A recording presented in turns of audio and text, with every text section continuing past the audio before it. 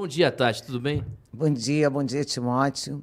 Bom dia a nossos ouvintes da Ouro Negro FM, a todos que nos acompanham na Brado. Eu agora, todas as terças e quintas aqui. Tati, todas as terças e quintas aqui no Brado Jornal. O Tarcísio nega excesso da polícia, abre aspas, não podemos sucumbir às narrativas. Eu acho que o governo de São Paulo, na área da segurança pública, está fazendo uma revolução. Semana passada ele já foi lá na Cracolândia, já prendeu não sei quantos traficantes, já acabou com vários esquemas, apreendeu carros e tudo isso. E aí, depois dessa atitude desse rapaz de ter assassinado o soldado, e eu chamo a atenção de vocês que ele se entrega ontem, chamando o Tarcísio, né, vai acabar com a matança, como se o erro fosse do governo. Quer dizer, esses marginais, um marginal desses, treinado para dar um tiro desse, de longa distância, letal. Esse é o tipo... Eu quero saber se essa arma está para vender ali no CAC. Exatamente. Quem Essa que ele alugou primeira a arma, pergunta, né, Tati? quem alugou a arma para esse cara? Quem treinou ele? Mais preocupante ainda, quem treinou ele? Será que ele tem uma carteirinha do CAC, Flávio Dino? Eu acho que não. Então, eu acho que a reação do Tarcísio foi maravilhosa, porque nós, enquanto sociedade, precisamos ter atitudes drásticas. Se não for assim, por conta das narrativas da imprensa, pela bandidolatria desse Brasil e por causa do narco-estado que a gente está mergulhado nesse momento, se a posição da polícia não for firme, eles vão tomar todas as regiões de São Paulo, como tomaram as do Rio de Janeiro.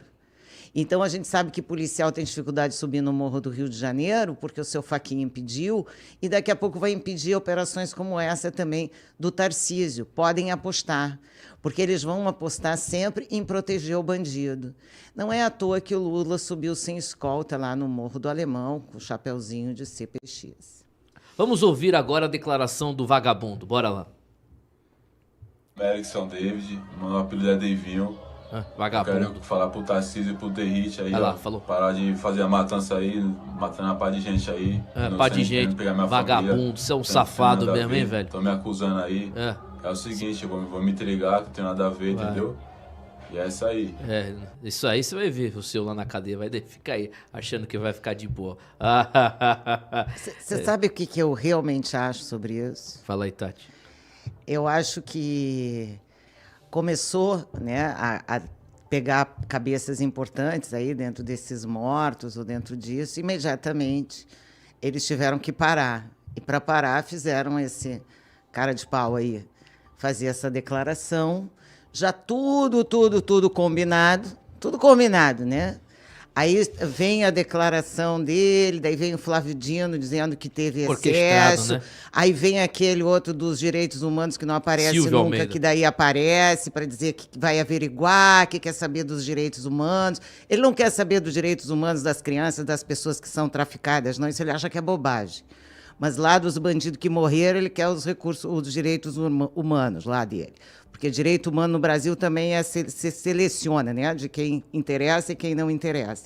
Então, para mim, tudo isso foi super armado, e ainda bem que o Metrópolis divulgou esse áudio, onde prova que foi tudo orquestrado. Só que desde o advogado foi orquestrado, o que saiu para a imprensa foi orquestrado, o que a imprensa repetiu foi orquestrado, porque eles orquestram o que eles querem que vocês acreditem. Então, eles contam isso como se fosse assim, um horror à polícia. E aqui na Bahia, diz que fim de semana morreram 25. Ninguém falou nada. Pois é. Eu acho tão interessante isso, né? Porque vítima também ela tem importância relativa, né? Na Bahia morrem 25, não é problema. Mas lá em São Paulo morrem 10 e houve excesso.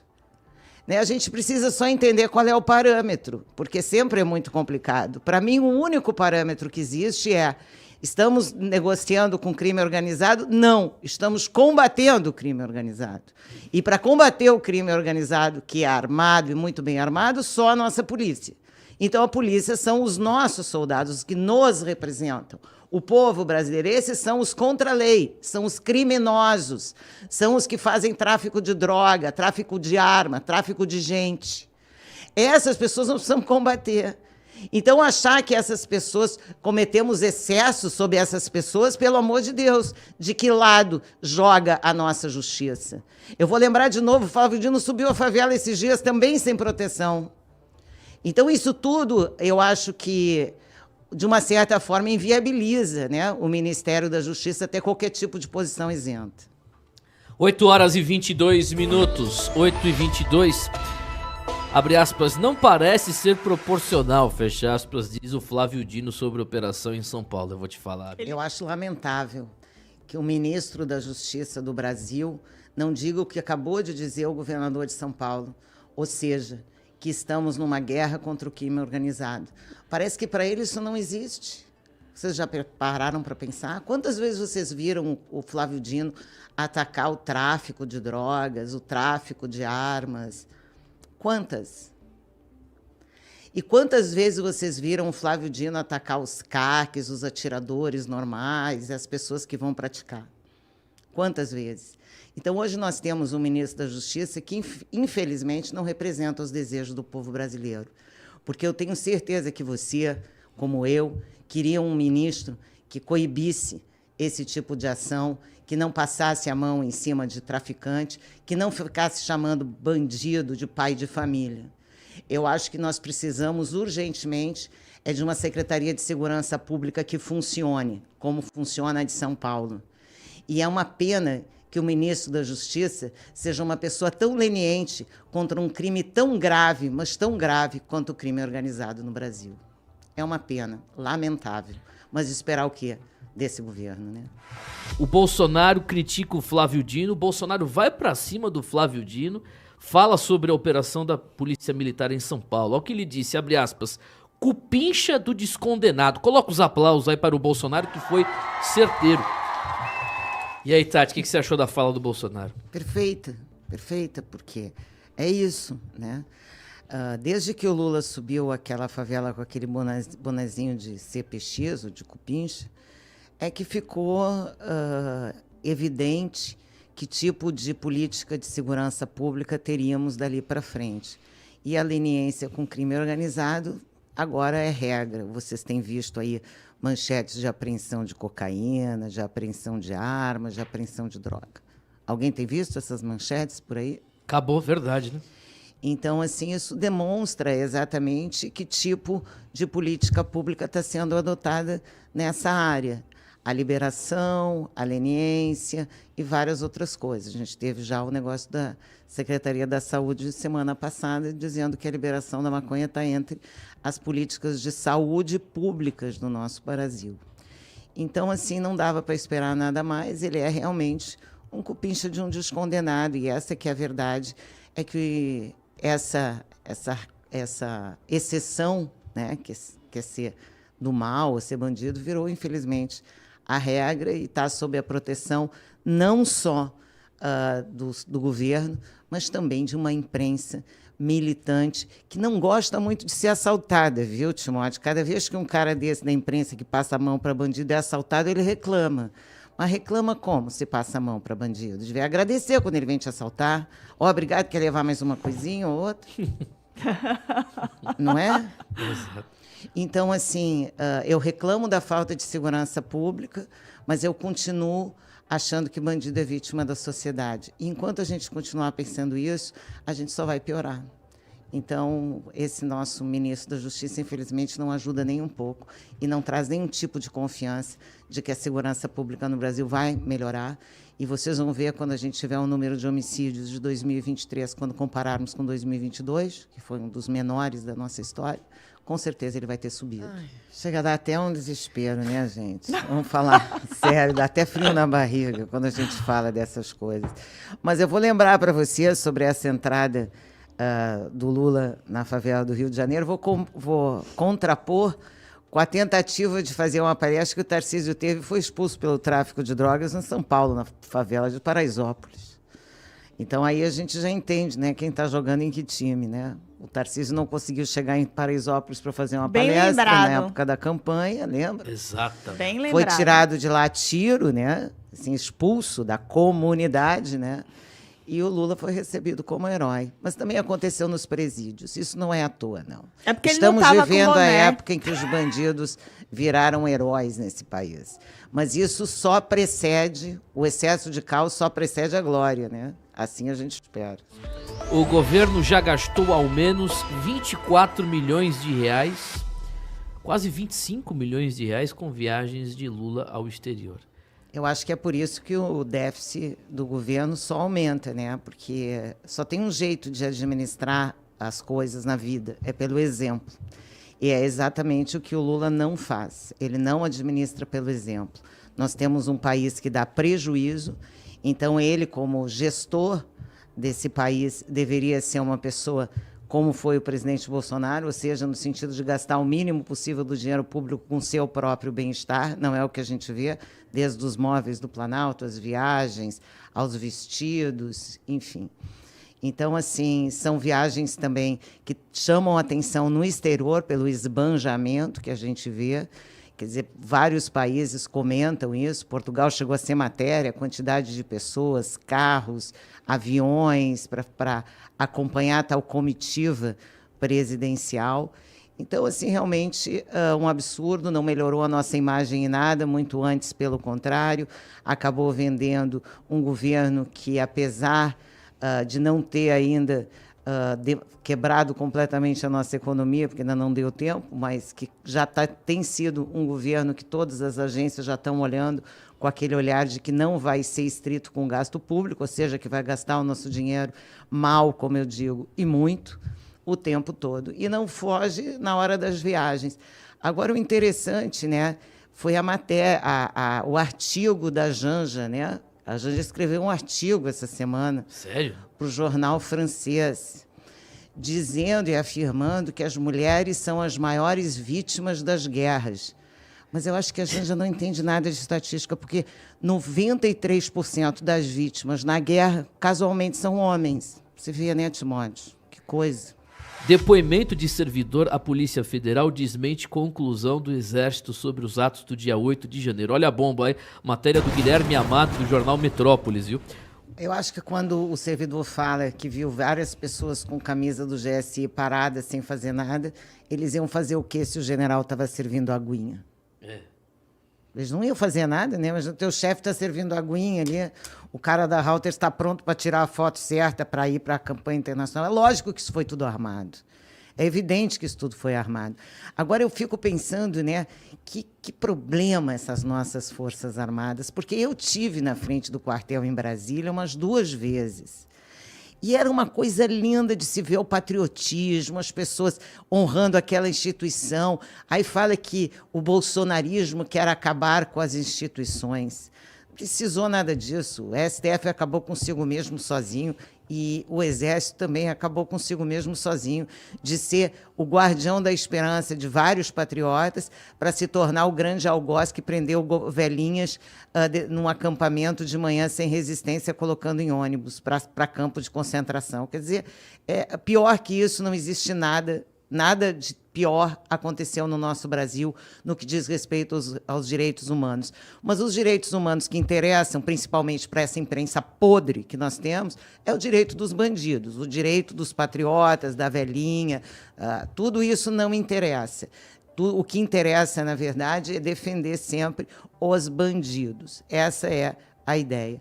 E o Exército estava lá fazendo um papel de instigar e deixar acontecer para acabar com aquela manifestação, porque eles já sabiam que não iam ficar do lado do povo, então eles precisaram se manifestar. O presidente Bolsonaro também já sabia disso, muitos de nós já sabíamos disso, e o que aconteceu foi que o Exército deixou de ser a instituição com mais credibilidade do Brasil para ser uma das últimas hoje. E é lógico que ele não fez nada sobre o 8 de janeiro que deveria ter sido feito, defender o patrimônio público e diminuir aquela manifestação. E o general são os covardes, na verdade, sabia, Timóteo? Concordo. Porque se eles fossem pessoas realmente de um brio, eles teriam no dia 7... Avisado, né? Não, ido para frente do quartel, onde tinham milhares de pessoas, e eles sabiam, e dito, gente, o Exército não vai fazer nada. Exatamente. Esqueçam, Perfeito. vão para casa. Por favor, eu estou pedindo, a partir de amanhã nós vamos prender todo mundo, qualquer coisa que fosse decente. E o que aconteceu no Brasil não foi decente. As pessoas podem dizer o que for, não foi decente. Porque o decente teria sido os generais terem descido na frente de todos os quartéis e terem feito um statement, ou seja, terem feito um pronunciamento. As pessoas de bem teriam ido para casa. Porque não tem nenhum arruaceiro lá, os arruaceiros foram colocados pela esquerda. Como eles não tiveram coragem de assumir a sua posição assim, de forma pública, eles tiveram que criar um factoide para dizer, tá vendo, isso nunca daria certo. Não fomos nós, foi o povo. Covardes, covardes. O que aconteceu no dia 8 de janeiro foi uma covardia. E será lembrado pela eternidade como uma covardia, porque é o que foi. José Rainha vai depor na CPI do MST após a Rosa Weber negar liminar. Vai ter que falar, viu? Vai ter que falar o José Rainha, a ministra do STF, Rosa Weber, negou o pedido de liminar de José Rainha Júnior. O José Rainha é aquele que estava preso, não é? Exato. Isso. Ele estava preso por um motivo simples, e foi por isso que a Rosa Weber negou a liminar dele. Ela negou a liminar dele porque ele já estava preso por ter vendido para o dono da terra a desocupação do MST. Ou seja, ele era um agente que aterrorizava no campo, literalmente. Ele invadia e depois ele vendia a desinvasão. Então, ele foi denunciado, pegaram áudios dele fazendo chantagem com fazendeiros, e aí fica muito ruim a Rosa Weber dar uma liminar para uma pessoa que estava, inclusive, presa pela Polícia Federal por ter feito esse tipo de invasão para fazer chantagem, digamos assim. Então, o José Rainha já era uma dissidência do MST, deve ser uma espécie de persona não grata lá no acordo deles, e aí, se é para fritar alguém, frita Boa o Zé análise, Rainha. Porque vai fritar quem? O Stedley? É verdade. Então, como eu falo, vocês têm esperança na a CPI do MST, mas eu levo mais fé na CPI das ONGs da Amazônia, porque essa aí que está mostrando que eles estão escravizando o índio, traficando criança, fazendo uma série de coisas em nome de ONGs internacionais que exploram a Amazônia há anos. E eu levo mais fé nessa aí, que a imprensa, inclusive, tradicional, não dá uma linha sobre essa CPI. E eu levo muita fé nessa também, porque essa CPI, sim, vai desvendar o crime organizado que está tomando conta da nossa Amazônia, escravizando os nossos índios e condenando aquela gente à miséria absoluta. Então, são duas CPIs que a gente tem que olhar realmente com muito critério.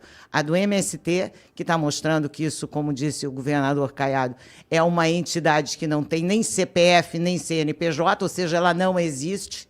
Não existe esse MST. O que existem são invasões que também andam servindo a essa mesma finalidade, que é o tráfico de drogas, o tráfico de pessoas. Eu tenho citado muito esse assunto do tráfico de pessoas, porque é um assunto que fica velado no mundo e as pessoas acham que nós não temos mais escravos porque somos um Estado democrático de direito. Lê do engano. Tem tanto escravo hoje como tinha quando ele era legalizado, ou até mais. A diferença grande é que quase todos esses escravos de hoje são mulheres ou crianças. Vamos ao Brado Entrevista. Brado Entrevista. Brado Entrevista. Brado Entrevista a partir de agora, para você que também nos assiste pelo vídeo, estamos ao vivo na 100.5 FM, também pelo aplicativo da Brado, site bradoradio.com.br, youtube.com/Brado Rádio e rumble.com/Brado. Vamos conversar com Paulo Cogos. Oi, Paulo, bom dia. Como vai? Queria botar aí um pouco de álcool na gasolina no fogo e perguntar para vocês sobre a realidade em São Paulo. Essa semana, tudo se movimentou em função da direita se organizar dentro de uma chapa de centro e não de uma chapa própria. Eu queria saber como você está vendo essa questão aí da Prefeitura de São Paulo, como é que está se movimentando as forças aí da direita e se você acha que a direita tem condição mesmo de ter uma candidatura própria para a Prefeitura de São Paulo, ou se o Boulos já levou esse quinhão e já não tem mais chance mesmo. Bom dia, Cátia. Mais uma excelente pergunta. E é um risco que a população de São Paulo corre, a eleição do Boulos. Seria terrível. O Boulos, ele não tem o menor apreço pelo império da lei, pelas instituições, pela propriedade privada, pela liberdade. E ele não mede esforços, não tem nenhum freio moral no sentido de conquistar os seus objetivos políticos. Então é sabido que o Boulos liderava o MTST, que invadia residências. E isso, para mim, seria suficiente para impedir a candidatura de alguém. Mas nós sabemos como estão as coisas. Nós sabemos que o império da lei há muito deixou de ser seguido. Se ele tivesse sendo seguido, nós não teríamos um descondenado se candidatando à presidência. Então, o risco do Boulos é real e concreto, e nós temos que evitar esse grande mal, de alguma forma. O problema é que algumas pessoas vão até dizer, bom, então por pragmatismo, para evitar uma eleição do Boulos, vamos fazer uma chapa de direita no centro. E eu discordo disso não só moralmente, mas estrategicamente. Porque a população quer uma direita de verdade, ela quer alguém que a motive a sair de casa e votar no dia. E para isso ela quer uma direita de verdade. O Bolsonaro chegou onde chegou porque ele falou coisas que até são óbvias, mas são coisas que ninguém tinha coragem de dizer e o Bolsonaro teve. Que são coisas relativas à direita de verdade que representa a população trabalhadora, a família, as pessoas normais, essa grande maioria silenciosa que também elegeu o Trump nos Estados Unidos. Então as pessoas estão ansiosas por alguém que lidere essa maioria silenciosa com ideias. Se a direita se contentar e se diluir numa chapa de centro, ela perde a sua identidade, ela perde a sua essência. E isso diminui aquele momentum necessário para enfrentar uma esquerda. Por isso, eu acho que a direita deveria ter uma chapa própria, sim, com toda a sua essência, com todo o seu vigor. Eu cheguei a pensar, talvez, no Felipe Sabará como candidato a prefeito, seria excelente. Meu amigo pessoal, uma pessoa que eu conheço e sei das capacidades, da idoneidade. Eu também votaria feliz no Ricardo Salles, se ele se candidatasse. Mas, infelizmente, o que está se configurando é um apoio de uma direita envergonhada a uma chapa de centro, a uma reeleição do Ricardo Nunes, o que seria insuficiente para mover o povo contra o Boulos. Essa é a minha visão. Agora, é claro, estrategicamente, se no final acabar sendo Ricardo Nunes e Boulos, eu vou votar contra o Boulos, sem dúvida. Mas a melhor estratégia seria uma chapa própria. A pergunta que não quer calar, né? Porque todo mundo fala que o Fernando Henrique fez os grandes acordos, mas que quem cuida da nossa Amazônia são, na verdade, os militares. Mas então por que a Amazônia tem todas essas tribos dominadas por essas ONGs que entregam cesta básica e depois e recolhem toda a riqueza da terra desses indígenas? Então, é uma condição onde eu considero indígena para demarcar uma terra enorme, mas aquele indígena não tem poder sobre aquela terra, quem tem poder sobre aquela terra sou eu, né? Ou é a minha ONG, ou a minha empresa, enfim. Então, eu acho que a CPI das ONGs é uma coisa que a gente tem que olhar com muito critério, porque é uma coisa que está elucidando essa questão da Amazônia, que ela serve muito para fazer esse auê internacional, e também nessa área do meio ambiente, o governo Lula ele tem um nível de desmatamento e queimadas nesses primeiros 6 meses 15% superior às queimadas no ano anterior. Então, eles que vieram também para salvar a Amazônia, para impedir, né, a derrubada da floresta, as queimadas e tudo isso também virou palhaçada, porque, na verdade, sob o domínio do PT, essas coisas aumentaram ao invés de diminuir. Mas quando ele vai para fora, ele abre a boca dizendo que quer ajuda para resolver o problema da Amazônia. Na verdade, ele entregou já a Amazônia dentro do acordo que o colocou de volta na presidência da República. Tá aí, gente, são 10 horas e 44 minutos. Vamos encerrar o programa. Gostaria de agradecer a Tati. Volta na quinta, né, Tati? Volto na quinta-feira. Estarei com vocês aqui para fazer os comentários, toda terça e quinta agora.